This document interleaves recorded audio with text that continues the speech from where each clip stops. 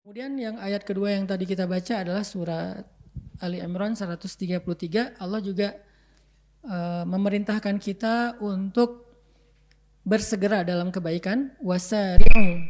Wasari'u itu artinya segeralah kalian ila maghfiratim min rabbikum wa jannah, kepada ampunan dari Rabb kalian dan surga. Artinya bersegeralah kalian taubat dan amal solih. Itu bahasa Al-Quran kan bahasanya sastra ya.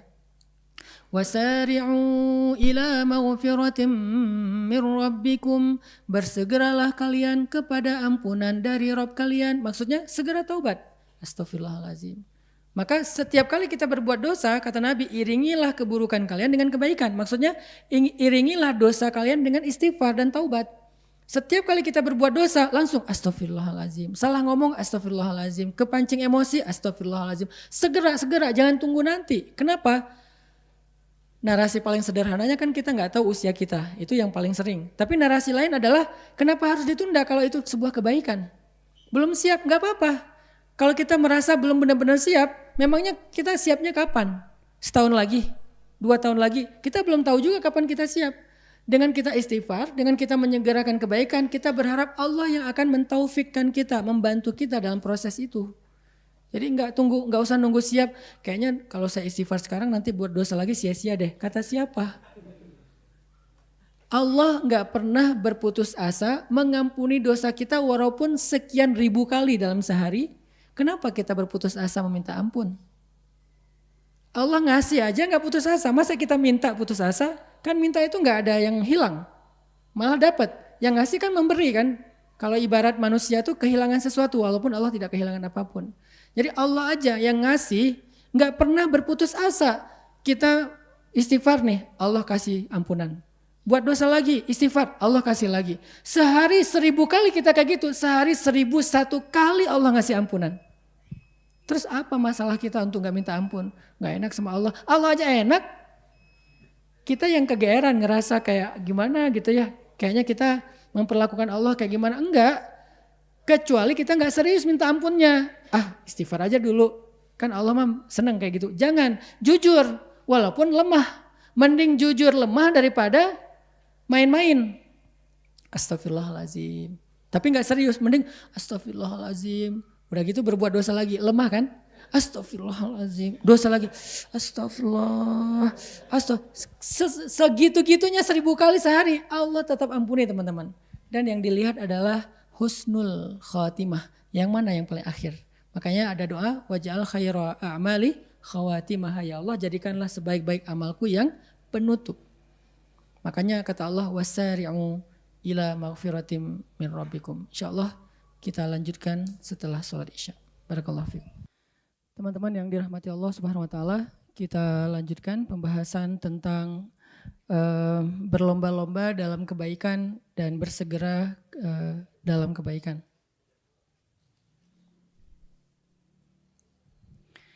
Tadi kita membaca surat Ali Imran ayat 133,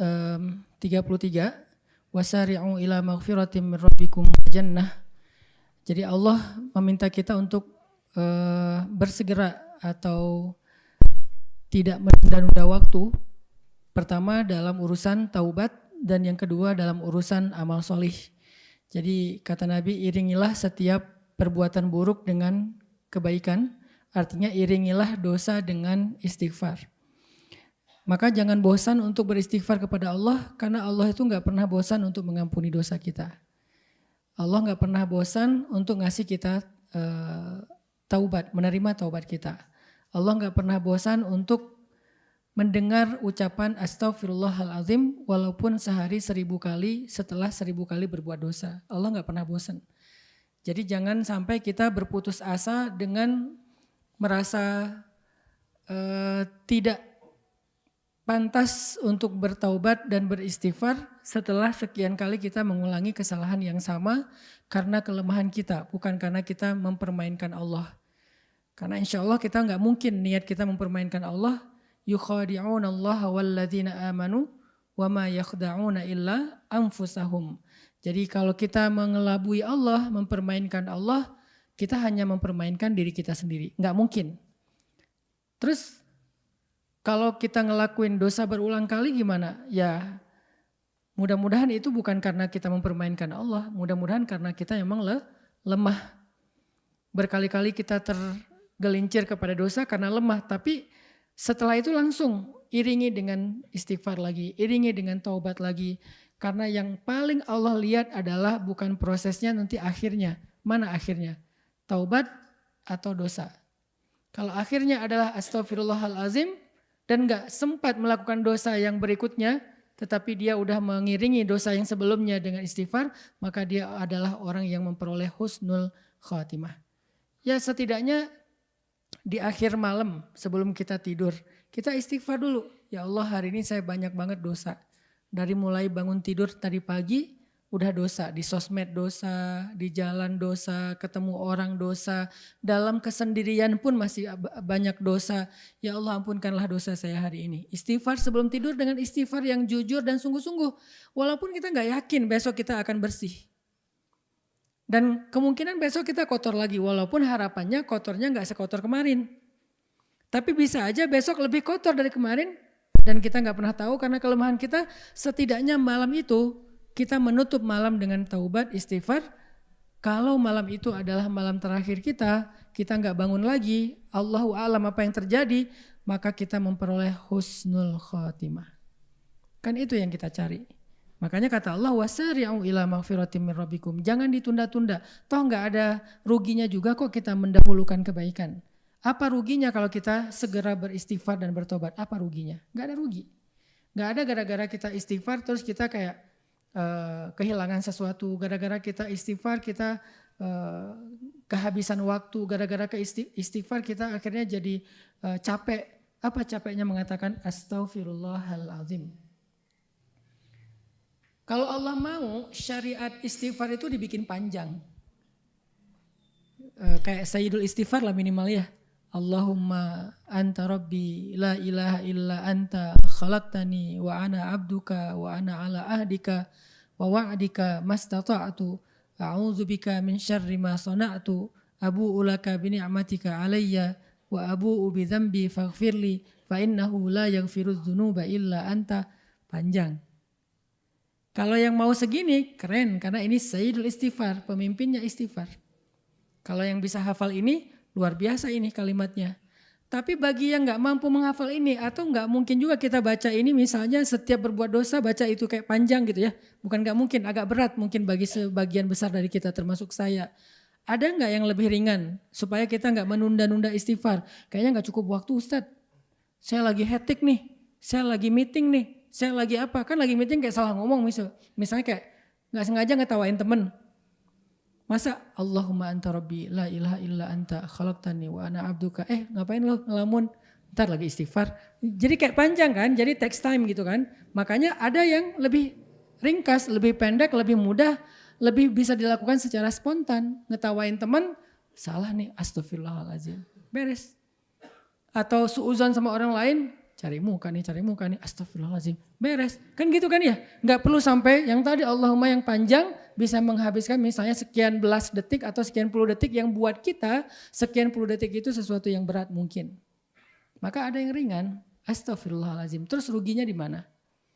Beratnya di mana? Untuk kita tunda nanti aja deh di akhir hari menjelang tidur. Nanti lagi, toh gak rugi juga, astaghfirullahaladzim. Astaghfirullahaladzim. Wah gak benar, astaghfirullahaladzim. Apaan sih? Astaghfirullahaladzim. Terus aja gitu. Sehari entah berapa kali, Nabi aja yang gak punya dosa sehari 100 kali. Yang 100 kali itu gak harus kita tasbihin. Arti 100 kali dalam hadis tersebut artinya Nabi itu sering kali beristighfar walaupun beliau bukan orang yang berbuat dosa, maksum. Gimana kita? Berarti dari pagi udah biasain aja astaghfirullahaladzim. Setiap kali kita ngerasa ada salah. Sekecil apapun. Lupa astaghfirullahaladzim. Karena tidaklah lupa itu wa ma ansanihu illa syaitanu an adzkurah. Biasanya sebabnya karena syaitan. Akhirnya bikin kita lupa terhadap satu kebaikan. Sama pasangan, sama anak, sama orang tua, sama siapapun di jalan, klakson kepanjangan, astaghfirullahaladzim. Apa mungkin sebel sama orang akhirnya disalib terus senggol dikit, bagian belakang kendaraan, astagfirullahaladzim. Atau apalah, di jalan kan banyak banget dosa kita tuh. Sekarang orang kalau misalnya nggak kayak gitu, ya kejadianlah hal yang aneh kayak sekarang tuh. Gebukin orang di jalan lah, apalah, main hakim sendiri lah. Belum tentu juga itu begal, belum tentu juga itu tabrak lari, bisa jadi itu adalah modus baru dan seterusnya. Ya udah, banyak-banyakin istighfar. Biasanya setelah istighfar Allah kasih kita tuma'ninatul qalb. Karena kenapa? Ala bidzikrillahi tatma'innul qulub. Bukankah dengan mengingat Allah hati jadi tenang? Biasanya kalau udah tenang, emosi lebih reda tuh. Istighfar. Aneh aja kita negara muslim terbesar di dunia, tapi kejadian-kejadian di jalan itu bikin kita malu dengan negara-negara non-muslim, tapi mereka lebih elegan, lebih baik perilakunya di jalan, nggak kayak kita. Minta maaf, ngasih respect ke orang lain yang ngasih jalan, ngasih jempol, kalau dia ngasih jalan buka kaca, makasih atau apa. Itu kan di luar orang udah biasa kayak gitu, jarang banget pakai klakson. Di kita kan klakson hobi ya. Kayaknya kalau sehari nggak pakai klakson rasanya gimana gitu ya. Kayak ada yang garing, apa yang kurang ya? Oh klakson. Kenapa klakson jadi hobi? Mungkin di kita klakson juga bisa jadi alat untuk silaturahmi. Tirit, tirit. Klakson gitu kan, oke lah gak apa-apa lah. Tapi kayak kadang-kadang jadi kepanjangan juga. Karena kebiasaan klakson atau main ngedim misalnya kayak gitu. Bukan ngedim lagi sih, itu mah udah nyemprot. Biar orang tahu kalau dia punya lampu yang LED. Dari tol itu jarak setengah kilo udah terang banget gitu. Sampai kita juga jadi halu ya. Ini saya di mana, di negeri yang alam beda atau apa? Masih di dunia enggak nih? Kan biasa kalau dipindah alam tuh tiba-tiba terang gitu kan. Wah ini kayak pindah alam, ternyata ada yang pakai lampu LED. Intinya sih banyaklah kesalahan kita dalam sehari teman-teman. Udah istighfar aja yang banyak. Salah ngomong, salah respon, salah apa. Istighfar. Wasari'u. Kemudian wajannah itu artinya bersegera juga berbuat baik. Berbuat baik itu enggak susah. Kalau dalam bentuk ibadah, kata Nabi kalimatan khafifatan 'alal lisan, tsaqilatan fil mizan, habibatan ilar rahman, subhanallahi wa bihamdih, subhanallahil azim. Ada dua kalimat sangat ringan diucapkan dengan lisan, tapi berat banget di timbangan kebaikan dan Allah sangat menyukai kalimat itu. Allah yang Maha Rahman suka dengan kalimat itu. Apa? Subhanallahi wa bihamdih, subhanallahil azim. Kebalik nih, subhanallahil azim wa bihamdih, tetap dapat kebaikan yang luar biasa. Jadi cuman sekedar nih saya ngomongin kayak gini teman-teman langsung komat kamit subhanallah wa bihamdi subhanallahil azim. Udah dapat. Ngapain nunggu nanti coba? Pada diam? Jangan diam, ngomong langsung subhanallah wa bihamdi ngapain? Oh iya. Ngapain sih kayak gitu? Udah aja langsung ngomongin subhanallah wa bihamdi subhanallahil azim. Kan bisa gitu ya? Itu artinya kita enggak spontan untuk wasari'u. Saya lagi bilang misalnya istighfar, udah langsung komat kamit, astagfirullah, astagfirullah. Tulisan kalau udah komat kamit, oh berarti itu wasari'un, tapi kalau, oh gitu. Sampai beres kajian jam 8:30, pulang ke rumah jam 9, udah berapa jam tuh ditunda tuh. Itu maksud yang tadi langsung praktek. Jadi apa ya, call to actionnya itu ya langsung direspon. Jangan, oh Masya Allah ya, luar biasa. Mending sih ada kata Masya Allah, tapi bagus juga ya. Menarik nih kajian. Banyak kalimat narasi yang bisa seharusnya diganti dengan subhanallah wa bihamdi astagfirullahaladzim, udah keganti tuh. Tapi kita menggunakan narasi yang lebih panjang. Apalagi sampai muncul kalimat celaan dan seterusnya kalau kita di luar masjid. Astagfirullahaladzim dan subhanakallah wa bihamdi subhanallahil azim. Dan banyak lagi kalimat-kalimat lain yang zikirnya ringan tetapi bernilai besar di sisi Allah. La haula wala quwata illa billah. Kata Nabi itu kayak kanzun. Kanzun itu kalau di kita itu barang tambang ya, kanzun itu. Sesuatu yang ditemukan dari bawah tanah itu namanya kanzun. Yang tersimpan, yang terkubur, yang harus dicari, susah dapatnya. Tapi kalau udah dapat berharga banget, mahal. Itu namanya kanzun. Siapa yang mau punya tambang? Saya punya cita-cita, seru ya kalau jadi pemilik tambang, jadi pengusaha tambang gitu kan.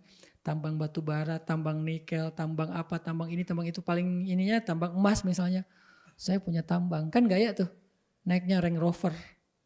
Biasanya kan pemilik tambang naik itu tuh. Kalau kita pengen jadi pemilik tambang, ada caranya apa? La haula wala quwata illa billah, itu tambang. Di mana tambangnya? Kata Nabi, kalimat itu Allah simpan di bawah arasy. Itu kalimat yang Allah simpan di bawah arasy. Dan gak sembarangan orang dapat itu. Artinya kalau kita pengen punya satu tambang di bawah arasy Allah langsung. Agak ini ya. Agak la haula ya. La haula wala quwata illa billah. Kaget gitu. Kalau kita, apa tadi teh? Tambang. Kalau kita pengen punya tambang di bawah arasy, maka caranya ucapkanlah la haula wala quwata illa billah. Kalau kita pengen punya tambang yang lebih besar, yang lebih banyak hasilnya, ya banyakin aja la haula wala quwata illa billah. Karena itu tambang langit banget itu. Tambang bumi itu batu bara, nikel, emas dan seterusnya. Saya bukan orang tambang jadi gak terlalu menguasai. Tanya Mardigu misalnya, yang ngerti tambang. Tambang bumi banyak, tapi kita kan gak dapat jatah nih. Kayaknya mau jadi apa pemilik tambang kayak gak kepikiran. Mungkin gak ya, bisa gak ya jadi saya pengusaha tambang kayak Haji Hisham atau siapa. Kayaknya agak berat ya, hanya orang yang cukup terpilih lah. Walaupun harusnya semuanya bisa bahasa motivasi. Kalau dia bisa, kita bisa.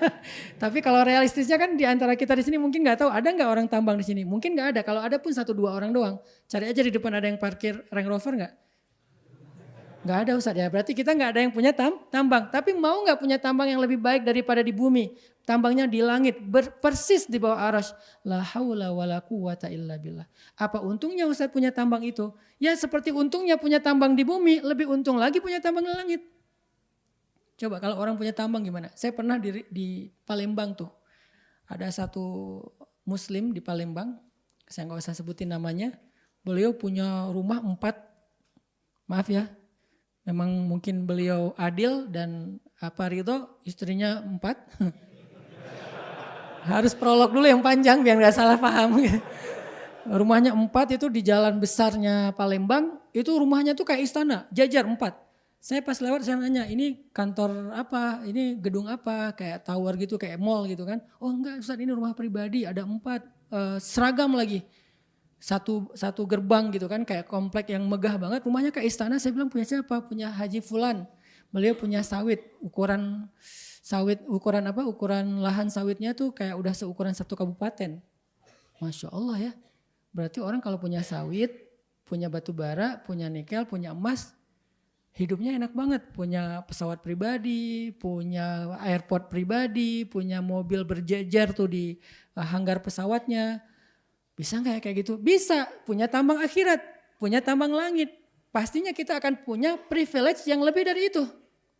Kan ini privilege bumi nih. Dimudahin di sana sini. Itu ada privilege langit loh dari Allah. Itu maksud Nabi bilang dengan analogi tambang. Jadi kata Nabi, la haula wala quwata illa billah kanzun, harta yang terpendam itu namanya tambang yang ada di bawah arasy. Mudah banget loh caranya. Tapi banyak orang yang enggak mau. Mulai sekarang jadilah pemilik tambang. Sehari berapa kali kita menggali, memproduksi? Ya banyakin aja lah haula wala quwata illa billah. Terus nanti dapat apa? Nanti dapat privilege ketika kita membutuhkannya. Dalam masalah kita, dalam musibah kita, dalam ujian kita. Kok saya beda sama yang lain, dapat ujian lama, saya cepat. Yang lain ditangguhkan, saya didahulukan. Yang lain mungkin hina, saya dimuliakan. Yang lain ini dan saya terus. Itu kenapa? Karena Allah kasih privilege karena kita punya tambang. Fulan, Haji Hanan, tambangnya di bawah arasy. Bukan di Sulawesi, di Kalimantan, di Sumatera. Bukan di Papua, di Halmahera. Di bawah arasy coba. Kalau di sana aja kita gaya, apalagi di bawah arasy. Dan terkenalnya bukan di bumi, terkenalnya di langit. Tuh yang pemilik tambang di bawah arasy itu tuh, yang paling gede tuh. Kan arasy lebih luas daripada langit-langit dan bumi. Bahkan lebih luas daripada surga-surga. Di mana surga-surga lebih luas daripada langit dan bumi. Luas banget udah jangan berpikir kalau semuanya kayak gitu Ustaz udah sempit dong tambangnya. Kata siapa? Emang tambang di arasy itu, tambang di langit itu seperti di bumi yang kecil. Tambang di bumi yang kalau kita dilihat di peta itu setitik doang, ternyata di Papua segede itu udah bikin orang dapat privilege hidup seluar biasa ya. Gimana tambang di langit? Belum ke Afrika, belum ke Arab dengan tambang minyaknya. Ini nggak ada apa-apanya. Bumi itu dilihat dari luar angkasa setitik. Dia Arsy itu tambahnya lebih gede. Yakin teman-teman bakalan dapat privilege di dunia dan di akhirat. Yang paling kita butuhin sebetulnya nanti di akhirat. Begitu bangkit dari kubur, bangkit sebagai pemilik tambang. Mau bangkit sebagai pemilik tambang? Beda bangkitnya. Ya. Kalau yang nggak punya tambang, ngeringkuk aja ya. Dah miskin ya. Kalau pemilik tambang kan pede. Walaupun nggak tahu sih. Yang pasti dia bangkit sebagai orang kaya. Dia bangkit sebagai orang yang punya bekal. Yang pasti dapat privilege dari Allah. Makanya jangan remehin la haula wala quwata illa billah. Ada kan kisah tentang seorang sahabat yang ditawan sama musuh, bebasnya gara-gara la haula wala quwata illa billah. Ayah ibunya orang miskin. Musuh minta tebusan terhadap anaknya yang ditawan, kalau enggak akan dibunuh besok. Maka ayah ibunya datang ke Rasulullah minta solusi, kata Nabi, banyakin la haula wala quwata illa billah. Mereka beriman, bilang, ya Rasul anak saya ditawan, bukan gak mau beribadah. Tapi mereka tahu bahwa yang dikasih Nabi itu pasti berefek dalam hidupnya di dunia dan di akhirat. Kata Nabi banyakin la haula wala quwata illa billah. Pulang semangat nih si ayahnya, ibunya di rumah nungguin. Gimana Pak? Pak, ya bahasa Arab lah pokoknya. Gimana Pak udah ketemu Rasul? Udah gitu kan. Oh dapat ini enggak? Dapat tebusan enggak? Dapat. Lebih baik daripada tebusan. Apa? La haula wala quwata illa billah. Coba kalau istrinya di zaman kita dapat kayak gitu. Gak usah istri dulu dong. Kita aja dapat nasihat dari ustadz kayak gitu, kita pasti dalam hati ngomong, ya tahu sih, tapi yang saya butuhkan sekarang duit, bukan la haula wala quwata illa billah. Kan gitu ya? Itulah yang membedakan kita dengan mereka, makanya kita gak pernah ngelihat keajaiban. Kalau mereka percaya, begitu Nabi bilang la haula wala quwata illa billah, dia pulang dengan semangat kayak dapat tebusan gede gitu, bahkan lebih. Terus kasih tahu ke istrinya dengan semangat, istrinya juga, Masya Allah benar. Ya udah yuk kita banyakin, la haula wala quwata illa billah. Tiba-tiba ada yang ngetuk pintu rumahnya, anaknya datang bawa kambing, domba itu satu lembah. Bawa domba satu lembah, entah berapa ribu domba. Hah, kamu selamat nak? Ya gimana caranya kamu bisa selamat? Siapa yang bantu kamu? Aku lagi diikat nih. Diikat kemudian tiba-tiba datang seorang laki-laki dengan pakaian putih-putih bercahaya melepaskan ikatanku kemudian menyuruh aku untuk pulang dan membawa domba-domba milik musuh itu ya kayak apa ghanimah gitu ya, harta rampasan perang, dan musuhku nggak menyadari apapun yang terjadi sama aku karena mereka tertidur pulas. Allah membuat mereka tertidur dan nggak mendengar apa-apa. Yang saya heran domba selembah itu seberapa berisik sih? Kan berisik banget ya. Kan rame tuh, namanya domba kan ya, selembah. Kok sampai musuh nggak bangun sih? Domba selembah itu lagi digiring, kita domba 3 ekor aja udah rame. Ini domba selembah digiring dengan suara yang berisik, musuh nggak tahu karena Allah menyelamatkan dia. Apa modalnya? Zikir ayah ibunya, la haula wala quwata illa billah. Bukan hanya bebas, dapat bonus domba selembah. Artinya ringan, mau wajannah beramal soleh dengan simbolkan surga itu nggak susah sebetulnya. Apa yang membuat kita menghalangi diri untuk berbuat baik? Sama kayak misalnya qaulun ma'rufun shadaqah, ucapan yang baik itu sedekah. Atau amal yang paling Allah suka itu menyenangkan hati saudaramu. Dengan hanya senyum aja, biasanya kan senyum itu nular ya. Begitu kita senyum, orang lain senyum akhirnya dapat pahala sedekah dan seterusnya. Itu beramal baik teman-teman. Jadi nggak usah ditunda-tunda. Wasari'u aja, yang ringan-ringan yang kita mampu aja. Kalau yang berat mungkin memang butuh persiapan. Mau tahajud, tahajud baru jam 9 pagi, kan gak mungkin ya. Ya nunggu dong malam. Ya ada amalan yang memang kita harus nunggu waktunya, kita harus siapkan diri. Tapi jangan sampai kita gara-gara ada amalan yang gede-gede yang harus persiapan, kita jadi gak beramal yang kecil-kecil. Padahal yang kecil ini juga nilainya besar di sisi Allah. Faman ya'mal mithqala dzarratin khairan yara, la tahqiranna minal ma'rufi syai'a. Jangan remehin amalan kecil walaupun sekecil mithqala dzarrah kata Nabi. Karena bernilai besar. Itu yang ada di surat Ali Imran.